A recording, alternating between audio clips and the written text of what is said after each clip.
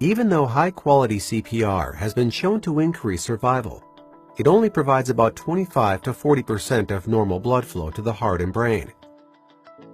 Even when performing high-quality CPR, air can be drawn in during chest wall recoil, depleting the vacuum that is needed to fill the heart.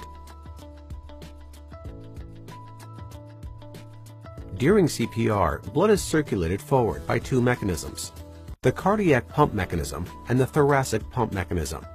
With the cardiac pump mechanism, direct compression of the heart between the sternum and the spine forces blood out. More importantly, the chest also becomes a thoracic pump.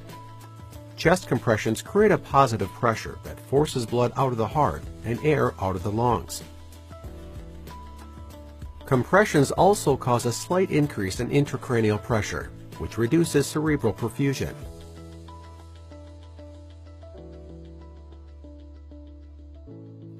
Then, during the decompression phase, the chest wall passively recoils, creating a slight negative intrathoracic pressure. This vacuum draws some blood back into the heart, pulls some air into the lungs, and fills the coronary arteries. ICP is also slightly lowered during decompression.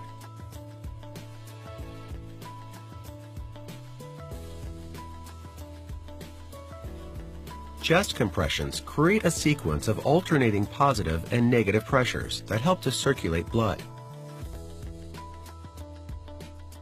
The more blood that can be returned to the heart, called preload, the more blood that can be circulated forward on the subsequent compression. Optimizing preload is critical for maximizing the effectiveness of CPR.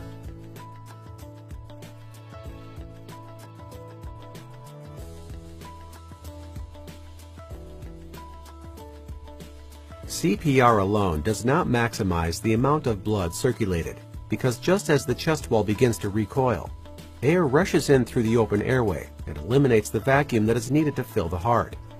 Once the negative pressure is gone, the heart stops filling. This diminished preload results in decreased cardiac output on the subsequent compression.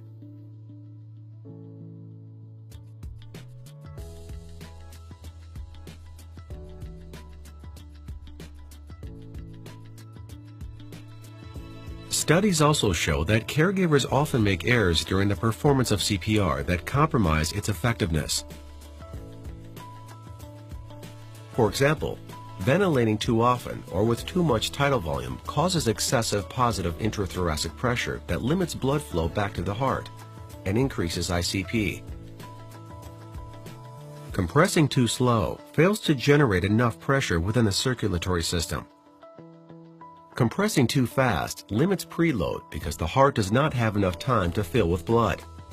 Finally, if the chest wall does not recoil completely, it results in decreased blood flow back to the heart. Given that we only get about 25 to 40% of normal blood flow with conventional CPR, it's important to get it right. Minimize interruptions.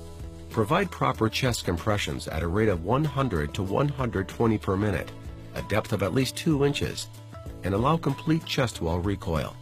Provide proper ventilations at a rate less than 12 per minute, a duration of 1 second, and with no more tidal volume than is needed to produce visible chest rise.